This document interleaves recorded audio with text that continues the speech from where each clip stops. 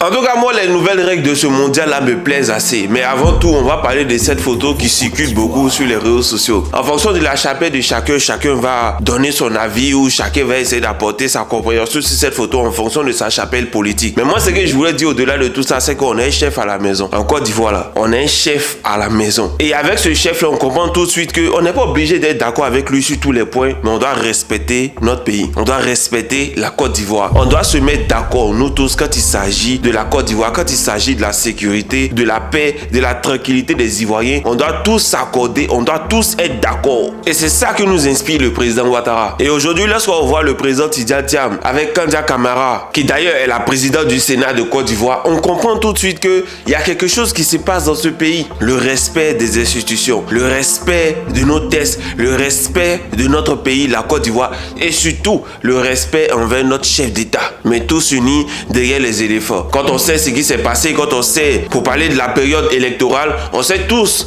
les positions de chacun, on sait tous ce que chacun a fait, mais à un moment donné, quand il s'agit du pays, quand il s'agit de respecter les institutions, tout le monde doit s'aligner parce que c'est de ça qu'il s'agit. Alors, pour parler des nouvelles règles qu'il y a autour de cette compétition, c'est-à-dire la Coupe du Monde, on voit que les arbitres là sont des gens très sérieux. C'est-à-dire qu'on voyait des matchs avant la Coupe du Monde dans certaines compétitions, on voit des matchs où il y a des joueurs qui tombent, qui se couchent, qui font perdre le temps. Ah non.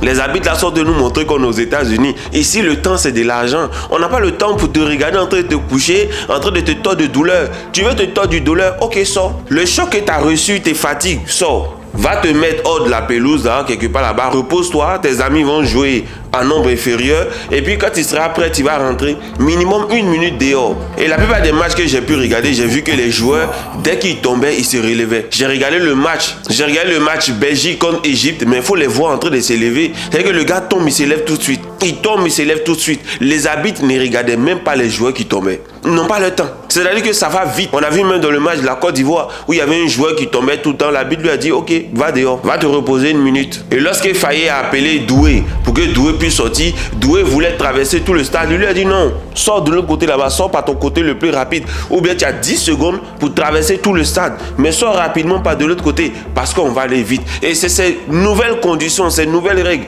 qui sont en train d'être mises dans le jeu, dans le mondial actuellement. C'est ça qu'il nous faut.